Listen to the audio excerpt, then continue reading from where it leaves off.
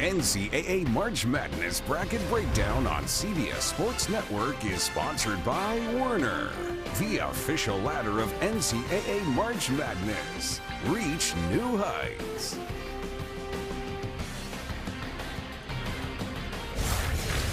Back in San Antonio, Houston controlled the game, but in the end, Florida made the plays. Got 18 from Will Richard. They win it by 2. Ernie Johnson with Todd Golden afterwards. This was your first chance. You're only 39 years old, too, okay? You're the youngest head coach since Jimmy Valvano to claim a national championship. What does that mean to you? I've just been incredibly blessed. I have an amazing staff. We clearly have the best team in America. And in 3 short years in Gainesville, we got the basketball program back where it belongs, which is raising trophies, playing in Final Fours, and competing for national championships.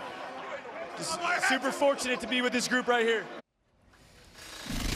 We always harken back to the years of Billy Donovan winning back-to-back, and now the 3rd national title in the history of this program, and Todd Golden at the age of 39 gets it done here tonight in San Antonio. Yeah, pretty incredible to watch. I mean, like the guy said, we couldn't have asked for a better 3 games, but really for Florida down the stretch of that game, you're not thinking that they're winning. You're thinking that Houston is in control. You're thinking that they've been here before, the experienced group, and they're going to pull it out. And then Florida all of a sudden just makes no way out of some way. I feel like their defense hasn't necessarily been their calling card this season, GP. We've talked a ton about their offense, but the defense is what came through at the end.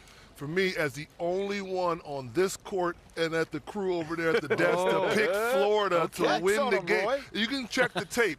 Selection Sunday, I said Florida. At the same time, I said before, Walter Clayton Jr. does not need to have a crazy, crazy game for this team to win. They do it by committee. Everybody fills in a little bit. Against Maryland, he was 13 points, 3 for 9 from the field. They still won that game handily. At the same time, they find ways to win. They give up 13, 15 offensive rebounds. They find a way to win. They shoot 25% from the three-point line. They still find ways to win. They can turn the ball over. They find ways to win. I love this team. I called it from beforehand. But, Will Richard, he was the X factor. I thought Aberdeen was going to be the X factor. He hit a really clutch free throw towards the end of the game. He went 1 for 2. I'll give him that one right there. But Will Richard, from the beginning of the game, took over when Walter Clayton Jr. was taking some really, really bad contested shots. I really felt that at the beginning of the game, his shots mixed in with the fact that they could not get a defensive rebound against Houston really put them behind the hole, but they figured out a way to win.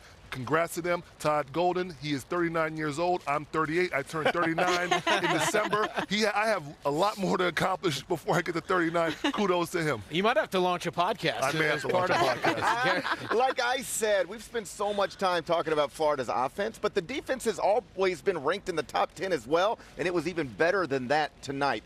Yes, Houston looked lost on offense in the final couple of minutes. The last 4 possessions, turnover, turnover, turnover, turnover. But some of that was Florida's defense. Check this out, Stone. In the first 38 minutes and 39 seconds of the game, Houston had 5 turnovers. And in the final 121, they turned it over 4 more times. Again, some of that was Florida's defense, but Kelvin Sampson, you saw the look on his face there at the end. He was very frustrated and disappointed that they could not even get shots off. Yeah, I thought their spacing was terrible. I mean, I thought there was too many handoffs in a tight space. They had 4 players on one side of the floor, so Florida was able to use their length and athleticism to get in the gaps. But also, how about Florida being in the bonus, having 7 fouls with 17 minutes left in the game, and somehow able to win the game and defend without fouling? If you're Houston, they should have been on the free throw line every other 30 seconds of the game, and instead they missed out on capitalizing on that. If you'd have told me Walter Clayton Jr. would not score in the first half, end the game 1 of 7 from downtown, 3 of 10 overall, only 11 points, you would have said there's no chance they win this game. But here's the thing. He hits 2 massive shots down the stretch of this thing. There's like a lot of different things that if you just told me, I'd say, well, then that means Houston's your national champion. Walter Clayton, 0 points in the first half. Okay, Houston's your national champion. Houston's up 12 in the second half. Okay, Houston's your national champion. Houston takes 16 more shots in the game than Florida. That means Houston's going to be your national champion. But Florida hung in there the whole time. Frankly, a lot like Houston hung in there against Duke 2 nights ago and then went and got the game. Florida flipped the script on the Cougars, and now they've got a big trophy to celebrate with. Walter Clayton Jr. really showed me something tonight. I think, though, at the next level, those scouts really saw something as well. When things don't go your way, are you just going to, like, shut down and just, you know, during halftime, I said to myself, this could be a R.J. Lewis type situation where, you know what, they may need to sit him because they were making a comeback when he was off the court, but he actually locked in and kept playing hard defensively. He was in the space. He didn't give up any offensive rebounds, anything loose,